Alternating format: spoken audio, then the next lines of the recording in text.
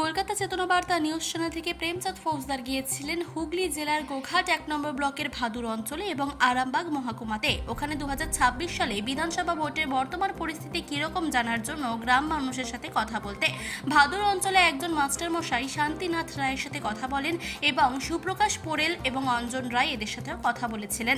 শিক্ষক শান্তিনাথ রায় চেতনাবার্তার সাংবাদিক প্রেমচাঁদ ফৌজদারকে তার অভিজ্ঞতার কথা জানিয়েছেন। রাজনীতির প্রেক্ষাপটে এবার বিধানসভা ভোটে কাকে প্রার্থী করলে জয়ী হবেন এই বিষয়ে বিস্তারিতভাবে জানিয়েছেন গ্রামবাসীরা। আমরা কলকাতা চেতনাবার্তা নিউজ চ্যানেল থেকে এখন এসেছি আরামবাগে একজন আদর্শ শিক্ষক মশাই শান্তিনাথ রায়ের বাড়িতে। শান্তিনাথ রায় একদিকে যেমন আদর্শ শিক্ষক, অন্যদিকে দক্ষ রাজনীতিবিদ। তার সম্বন্ধে আমরা কিছু জানবো আমাদের নিউজ চ্যানেলের পক্ষ থেকে। বলুন। নমস্কার, আপনার চ্যানেলকে ধন্যবাদ। আচ্ছা, আপনি শিক্ষকতার জীবনে কত বছর থেকে এসেছেন? আমি শিক্ষকতা প্রথম টাইমে আমি টিউশনি পড়াতাম 2000 সাল থেকে, আর রিসেন্ট চাকরিটা পেয়েছি। কোন স্কুলে চাকরি করছেন? আমি চাকরি পেয়েছি ঠাকুর গড়ালাম বিদ্যাপীঠ এইচএস স্কুল। আচ্ছা, শিক্ষকতা করতে করতে হঠাৎ করে রাজনীতির মধ্যে ঢুকলেন কেন? রাজনীতির মধ্যে আরও আগে ঢুকেছি। আমি যখন কলেজ লাইফে কলেজে যেতাম তখন থেকেই সিপিএম বিরোধী কার্যকলাপের সঙ্গে যুক্ত ছিলাম। 98 সালে যখন আমার দিদিমণি যখন দল করলো তখন থেকেই সরাসরিভাবে যুক্ত আছি বা ছিলাম। আর আমাদের প্রাক্তন এমএলএ সাহেব তখন ছিলেন মদন মোহন মিদ্যা। ওনার হাত ধরেই আমরা রাজনীতিতে উনি যা বলতেন সেরকম কাজকর্ম সব করতাম আর কি। কিভাবে আপনি দক্ষ রাজনীতিবিদ হলেন তার সম্বন্ধে কিছু বলুন। তখন সিপিএমের হারমাল বাহিনীর চারদিকে যে দাপট ছিল সেই দাপটটাকে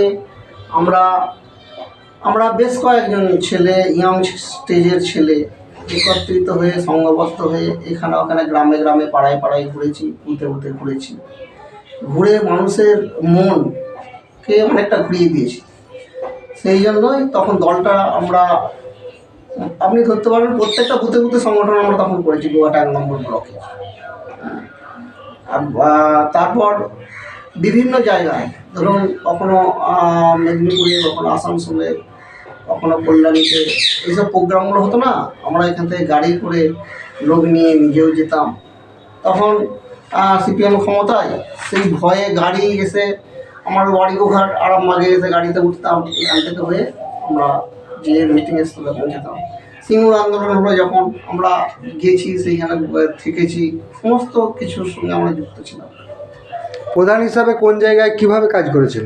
তারপর দল যখন ক্ষমতায় আসেনি, অর্থাৎ 2008 সালে যখন পঞ্চায়েত নির্বাচন, আমরা গোঘাট 1 নম্বর ব্লকের হয়তো 3-4 জন ক্যান্ডিডেট ছিলাম। তখন পঞ্চায়েত ভোটেতেই আমার বাড়ির পাশে একটা গ্রাউন্ড আছে, সেখানে আমাকে হারানোর জন্য সিপিএমের একটা মন্ত্রী দেবলীনা হেমরাম তাকে আনা হয়েছিল আমাকে হারানোর জন্য বুথেতে। ওটা 8 সালের হবে, 8 সালের পঞ্চায়েত ইলেকশন। কিন্তু সেই মুহূর্তে আমার একটা কাছাকাছি একজন মারা গিয়েছিল, সুইসাইড করেছিল। সিপিএমের প্রতাপ নেতা অভয় ঘোষ তখন আমার নামে মানে খুন করেছে এরকম একটা দিয়ে দিয়েছিল, যার ফলে গণনা সময় বা ভোটের সময় আমাকে ভালো থাকতে দেয়। তবুও আমাদের সহযোগিতা করেছে সেই সময়কার আমাদের যারা নেতৃত্ব ছিল, আমাদের মনোরঞ্জন পাল মহাশয় গণনাতেও ছিল। যখন গণনার পর যখন আমি জিতে গেছি, অর্থাৎ 2008 সালে পঞ্চায়েত ইলেকশনে, তখন কি করলো না, ওরা জোর করে বন্দুক দেখিয়ে লিখে নিয়েছিল যে ও হেরে গেছে আর ওদের যে প্রার্থী ছিল সে জিতেছে। এরকম ঘটনা ঘটেছে। এরপর দলের সঙ্গে সবসময় আছি। 2011 সালে যখন দল ক্ষমতায় এলো, আমাদের গোঘাটেরও কমিটি প্রথমে যখন কমিটি দল ক্ষমতায় আসেনি, দল তখন তৈরি 98 সালে আগে বলছি, তখন আমরা 5-6 জন একটা কমিটি করেছিলাম, করে দলটা চালাতাম। পরবর্তী সময়ে দল যখন ক্ষমতায় এলো তখন গোঘাট আমাদের হুগলি জেলা, তো হুগলি জেলা তৃণমূল কংগ্রেসের পক্ষ থেকে গোঘাট 1 নম্বর ব্লকে আমাকেই দায়িত্ব দিয়েছিল কনভেনার হিসেবে। একটা স্টিয়ারিং কমিটি হয়েছিল, সেই কমিটি থেকে কার্যকলাপ চালাতাম। তখন আমার বয়সটা একটু কম ছিল। এরপর একটা আমাদের ভোট ছিল সাওড়া ইউনিয়ন হাই স্কুলে, সেখানে আমাদের কমিটির লোকেরা সমস্ত ছিলাম। সেই সময় একজন কমিটির লোককে সিপিএম মার্ডার করে দিয়েছিল, সরাসরি গুলি করে মেরেছিল। আমরাও ছিলাম পাশাপাশি। বর্তমানে তাদের সাজা হয়েছে, যাবজ্জীবন জেল হয়েছে। আমরা খুব খুশি, তাদের ফ্যামিলি খুব খুশি। আমরা চেষ্টা করেছি যাতে তাদের সাজা হয়। এবার যখন দল ক্ষমতায় আসার পর 13 সালে যখন পঞ্চায়েত ইলেকশন হয়, তখন আমি পঞ্চায়েত সমিতি মেম্বার ছিলাম। এবারে 18 সালে প্রশাসনিক যে ক্ষমতা, 18 সালে যখন আবার পঞ্চায়েত হলো, তখন কিন্তু আমি প্রধান হয়েছিলাম। কোন পঞ্চায়েতে? আমার ভাদুর গ্রাম পঞ্চায়েত, আমার পঞ্চায়েত ভাদুর গ্রাম পঞ্চায়েত, প্রধান ছিলাম। কিন্তু পরবর্তী সময়ে 11 সালের পর বয়সটা কম ছিল বলে তখন আমাকে আবার কনভেনার থেকে হুগলি জেলা তৃণমূল কংগ্রেসের পক্ষ থেকে আমাকে যুব তৃণমূল কংগ্রেসের প্রেসিডেন্ট করেছে। তখন ওইটা আপনার ধরুন এবারে বয়স প্রায় 40 এসে গেল, বললো যে তাহলে একে আর এখানে রাখা যাবে না। দিয়ে একটা আমাদের নেতা অভিষেক বন্দ্যোপাধ্যায় একটা নিয়ম করেছিলেন, যাদের 40 বছর বয়স হয়ে গেছে তারা যুবতে থাকতে পারবে। তখন আমাকে, তার মানে ওটা 13 থেকে 20 পর্যন্ত আমি যুবই ছিলাম। এই সময় প্রচুর দায়িত্ব ছিল দলে। আমরা বিভিন্ন জায়গায় দিদিকে বলো যে প্রোগ্রাম নিজে যথেষ্টভাবে করেছি। প্রত্যেকটা প্রায় পঞ্চায়েতেই ছিল। হ্যাঁ, তখন ওই প্রোগ্রামগুলো করেছি। করার পর যখন পঞ্চায়েতের প্রধান ছিলাম তখন তো প্রচুর কাজ করেছি। তখন ঢালাই রাস্তা হয়েছে, আপনার পিজি রাস্তাও হয়েছে, ICDS ঘর হয়েছে, হেলথ সেন্টার হয়েছে। অঞ্চলে প্রচুর কাজ, মানে দিদিমণির যে উন্নয়ন, সেই উন্নয়নের কাজ পঞ্চায়েতে যথেষ্টভাবে হয়েছে। তারপরে যখন আমার বয়স হলো, তখন যুব সভাপতি ছেড়ে দিয়ে আমাকে করলো কি গোঘাট 1 নম্বর ব্লকের সহসভাপতি, সেই দায়িত্বেও ছিলাম। বর্তমানে আমি জেলা কমিটিতে আমাকে রেখেছে, এখনও আছি। তবে 2023 সালে যখন আবার পঞ্চায়েত ইলেকশন হলো, তখন আমাকে আপনার বলল যে নাম আছে, আমাদের যে ব্লকের সভাপতি ছিল বললো যে নাম আছে। আমি দরখাস্ত নমিনেশন ফাইল করেছিলাম পঞ্চায়েত সমিতি। কিন্তু তার যেদিন আমাদের লাস্ট, অর্থাৎ 20 তারিখে লাস্ট ডেট ছিল নমিনেশন তোলার, সেই দিনে আমাদের সভাপতি যে রামেন্দ্র সিংহ রায়, তিনি আমাকে তুলে নেওয়ার জন্য বললেন। আমি সেই নমিনেশন ফাইল তুলে নিয়েছিলাম। বর্তমানে জেলা কমিটি দুটো একটা মিটিংয়ে ডাকলে আমাকে ডাকে, আমি সেখানে প্রেজেন্ট থাকি। এবং এখানকার যে সমস্ত নেতৃত্ব আছে প্রত্যেকের সঙ্গে আমার রিলেশন ভালো আছে, কোনো রকম অসুবিধা নেই। রাজনৈতিক এত দল থাকতে ওটা তৃণমূলে এলেন কেন? দেখুন, তখন সিপিএমের যে সন্ত্রাস, মানে একটা মানুষকে কীভাবে অত্যাচারিত হতে হয় তখন আমরা দেখেছি। আমরা তখন ইয়াং বয়স, কলেজে পড়ছি বা কলেজ শেষ করছি, এই টাইমটা ধরুন সামান্য একটা অন্যায় একজন করেছে। আমি একটা উদাহরণ বলছি আমাদের পঞ্চায়েতেরই, আমাদের অঞ্চলেরই। সে অন্যায় করেছে, অন্যায় যাই করুক, তার কি শাস্তি হলে জানেন? গ্রামের লোক, পাড়ার লোক সব খেপে গেল। তাকে ওই একটা রাস্তার ধারে, পিচ রাস্তার ধারে একটা পোস্টারে বাঁধলো, বেঁধে তাকে ওই একবার এসে গোড়ালে দিয়ে যাচ্ছে, ও একবার গোড়ালে দিয়ে যাচ্ছে। মানে এইসব যে মানে অত্যাচার, সেইটা আমরা সহ্য করতে পারি। তারপরে দিদিমণির প্রতি অনুপ্রাণিত হয়ে আমরা পুরোপুরিভাবে এই দলের সঙ্গে যুক্ত হয়েছিলাম এবং আজ পর্যন্ত আছি। তার দীর্ঘদিনের অভিজ্ঞতা। হ্যাঁ, একবারে বলতে পারেন। কারণ আমরা যে সময় দল করেছি, এখন যারা সব দল করছে, এখন তো ইয়ং ছেলে, ওরা অত কষ্টগুলো বোঝে না। আমরা মশাকে খাইয়ে দল করেছি, রাত্রিতে যে পুকুর পাড়ে সবাই গিলে বসে আলোচনা করে দল করেছি। তারপর আর একটা আমাদের পঞ্চায়েত সমবায় সমিতি ইলেকশন ছিল চাঁদরাতে, সেখানেতে আমরা ইলেকশন করতে গিয়ে দেখেছি আমরা সেই চাঁদরার গ্রাউন্ডে বসে আছি, আমি 300-400 জন লোক, আর ওদের ছিল 20-30 জন সিপিএমের। ওইটা ছিল 9 সালে। সে গুলি উড়ে পাবে, সে পুলিশ থেকে সেখানেতে একটা মানে অতর্কিতভাবে আমাদেরকে হামলা করেছে। কেউ হতাহত হয়নি, তবে একবারে কানুতোর গা দিয়ে সব গুলি বেরিয়ে যাচ্ছে। এরকম সমস্যার সমাধান হয়েছে, সমস্যার সম্মুখীন হয়েছে। এই ঠিক আছে, আমরা কলকাতার চেতনবার্তা নিউজ চ্যানেল থেকে এসেছি। আপনার গ্রামের নাম বলুন। আমার গ্রামের নাম হচ্ছে গোবিন্দপুর, গোহাট 1 নম্বর ব্লক, ভাদুর অঞ্চল। আচ্ছা, গোঘাট 1 নম্বর বাহাদুর অঞ্চলে এইখানে ভূমিপুত্র হিসাবে এই বিধানসভাতে কাকে ক্যান্ডিডেট করলে ভালো হয়?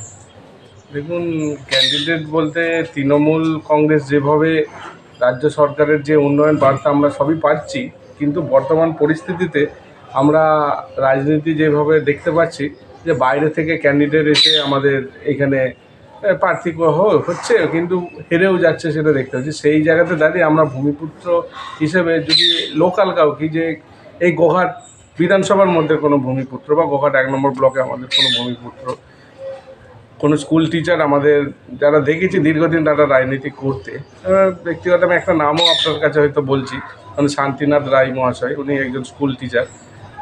উনি যদি ভূমিপুত্র, এখানকার ভূমিপুত্র, উনি যদি টিকিট পান বা যদি তৃণমূল কংগ্রেস দল ওনাকে টিকিট দেয়, সেই ক্ষেত্রে এখন যা বর্তমান তৃণমূল কংগ্রেসের পরিস্থিতি আছে সেই জায়গাতে দাঁড়িয়ে 100% উনি জিতবেন। এবং ওনাকে আগে রাজনীতি নাম শুনেছি, এবং প্রত্যেকটা বুথে বুথে তার যে সংগঠন বা তার যে কর্মকাণ্ড আমরা দেখেছি, কারণ উনি এই অঞ্চলের প্রধান ছিলেন বিগত দিনে, তার যে কার্যকলাপ সেটাও আমরা দেখেছি। উনি যদি দাঁড়ান বা দল যদি সিদ্ধান্ত করে যে টিকিট দেন, অনায়াসে কিন্তু 100% জিতবেন। এবং সাধারণ মানুষ থেকে, চায়ের দোকান থেকে শুরু করে, এই ইয়ং জেনারেশন থেকে শুরু করে কিন্তু ওনাকেই চাইছেন, এটা আমাদের কানে কিন্তু খুবই আসছে। আচ্ছা, এটা আপনি দীর্ঘদিন ধরে কোথায় কোথায় ঘুরেছেন, কিভাবে জেনেছেন? দেখুন, আমাদের বয়স হচ্ছে, আমরা ইয়ং জেনারেশন ছিল, আমরা ক্রিকেট খেলে বেড়াই এবং দলের সঙ্গেও টুকটাক মিটিং মিছিলে যাই, আমরা সাধারণ মানুষের দেখেছি। মানে ওনার যে ভূমিকা, হয়তো ওনার সঙ্গে সেইভাবে পরিচিতি নেয়, কিন্তু ওনার যে নাম শুনেছি বা বিভিন্ন জায়গাতে আমরা দেখেছি, বা বিশেষ করে যেহেতু আমার অঞ্চলে উনি প্রধান ছিলেন, ওনাকে যেখানেই বলেছি সেখানেই পেয়েছি, এবং সর্ব জায়গাতেই উনি সহযোগিতা করেছেন সব ক্ষেত্রেই। সেই সূত্রে যদি উনি ভূমিপুত্র হিসেবে টিকিট পান, তাহলে মনে হয় তৃণমূল কংগ্রেস একটা ভালো জায়গা এখান থেকে, এবং ভালো মার্জিনে উনি জিততে পারেন। গ্রামবাসীদের মুখ থেকে কী জানছেন? এবং গ্রামবাসীদের মুখ থেকে শুধু ভাদুর অঞ্চলে, আমার গোঘাট বিধানসভায় হয়তো অনেক পঞ্চায়েত আছে, হয়তো অনেক সবাই 2 নম্বর ব্লক বলুন, 1 নম্বর ব্লক বলুন, সাউড়া পঞ্চায়েত, ওইদিকে বদানগঞ্জ থেকে শুরু করে, মানে ওনার নামটা খুবই পরিচিতি নাম, মানে দলের পরিপ্রেক্ষিতে, মানে মানুষজনও চাইছে যে উনি প্রার্থীটা হন, এবং এলাকার মানুষ চাইছেন, যেহেতু উনি এলাকার মানুষ, এলাকার ভূমিপুত্র, উনি হলে হয়তো খুবই একটা ভালো, তৃণমূল কংগ্রেসের একটা ভালো জায়গাতে আসবে। যেহেতু আমরা এখানে দেখেছি যে বিজেপি কীভাবে এখানে, না তাদের কিছু উন্নয়ন নাই, কিচ্ছু নাই, তারা শুধুই জিতে যাচ্ছে বিভিন্নভাবে, কিন্তু এলাকার মানুষের সেইটাই ক্ষোভ, যদি ভূমিপুত্র হয়, এবং বিগত মাস্টারমশাইয়ের নাম বলছেন শান্তিনাথ রায়, উনি যদি হন, আশা করছি মানুষ স্বতঃস্ফূর্তভাবে তৃণমূল কংগ্রেসের পাশে থাকবে এবং জিতাবে। উন্নয়ন কিভাবে করবেন যদি জিতে চান? এবারে উনি দীর্ঘদিন অফিসিয়ালি চালিয়েছেন, পঞ্চায়েত প্রধান হয়েছেন, পঞ্চায়েত সমিতি চালিয়েছেন, মানে ওনার তো অভিজ্ঞতা থাকবেন, আশা করছি আমরা ভালোই ফিডব্যাক পাবো। আমরা কলকাতা চেতনবার্তা নিউজ চ্যানেল থেকে এসেছি। আচ্ছা, আপনার গ্রাম কোথায়? আমার গ্রাম হচ্ছে রতনপুর, গোঘাট 1 নম্বর ব্লকের অন্তর্গত রঘুবাটি অঞ্চলে রতনপুর গ্রামে আমার বাড়ি। আমার নাম অজমন রায়, আমি ওখানকার ভোটার, এবং আমি শান্তি রায়কে দীর্ঘদিন চিনি, পরিচিত লোক, এবং মাস্টারি করে এবং সংগঠনের সঙ্গে যুক্ত ছিল দীর্ঘদিন, এবং যে কারণে ওকে যদি ভোটের প্রার্থী করা হয়, আমার মনে হয় জেতার সম্ভাবনা বেশি। কারণ ওখানে গোঘাট 1 নম্বর ব্লকে 2 নম্বর ব্লক মিলে সবাই ওকে ভালো করে চেনে, এবং সমর্থনযোগ্য লোক একটা, এটা আমার মনে হয়েছে বা আমি মনে করি। সেই হিসাবে যদি প্রার্থী করা হয়, আমি দিদির কাছে অনুরোধ করবো যে আপনি প্রার্থী হিসেবে চয়েস করুন। আচ্ছা, অসুবিধা নেই। আপনি যে ওনাকে দীর্ঘদিন ধরে চেনেন, এই রাজনীতির জগতে আপনিও কি আছেন? হ্যাঁ, আমি আছি। আপনি কদিন থেকে দল করছেন? আমি দল করছি 98-এর পর থেকেই করছি দল। রাজনীতির জগতে ওনার আমি সাথে কোনো পদ নিয়ে রাজনীতিটা আমি ঠিক করিনি, তবে ওর সমর্থক হিসেবে ওর যে গাইড করা বা ওকে যে পরিচালনা করার, পাশে থাকা, সেই দায়িত্বটা আমার কাছে ও সবসময় চাই, এবং সেটা আমি দিই। এটা হচ্ছে ওর একটা ভালো সাপোর্টার হিসেবে আমাকে ও মনে করে, সেই হিসেবে আমি থাকি। এবং আমি এখন বর্তমানে গভর্নিং বডির মেম্বার হচ্ছি আরামবাগ বয়েজের। আমার ছেলে ওখানে পড়ে, গভর্নমেন্ট নমিনি হিসেবে আমি আছি। এই হচ্ছে ব্যাপারটা। আচ্ছা, দল সম্বন্ধে কিছু বলুন। দল তো ঠিকই আছে, দেখুন যেভাবে আগাচ্ছে এর বেশি আর কি করবে। মানুষের যে চাহিদা আরও বেশি থাকে, আরও পেতে চায়, সেটা কি আর মানুষের খিদে পূরণ করা যাবে? দিদি যেটা থেকে এসে যে জায়গায় এসে পৌঁছেছে, এর বেশি আর কিছু করার কোনো ক্ষমতা একটা মানুষের আছে বলে। একটা মানুষ তো সে হচ্ছে তো বিভিন্ন চিন্তা ভাবনা, এত প্রকল্প এত কিছু নিয়ে চলছে, তার মধ্যে ঘাটতি ত্রুটি থাকতেই পারে। এসআইআর নিয়ে উনি যেটা করেছেন এর থেকে বড় কথা আর কিছু নেই। এটাই হচ্ছে ওনার সব থেকে যোগ্যতার পরিচয় এবং সব থেকে বড় দামি লোকের একটা পরিচয় উনি দিয়েছেন।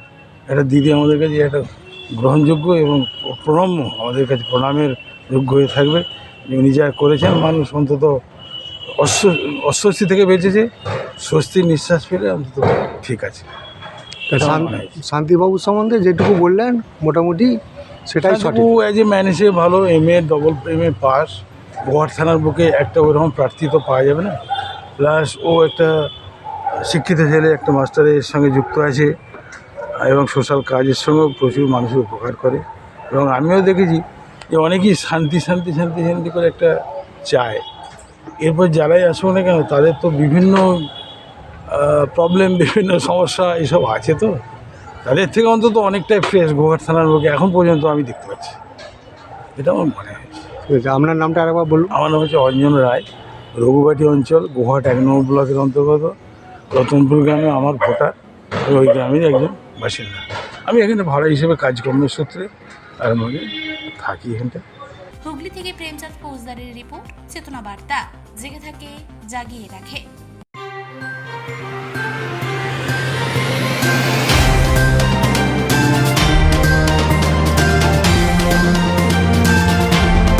চেতনা বার্তা, জেগে থাকে জাগিয়ে রাখে।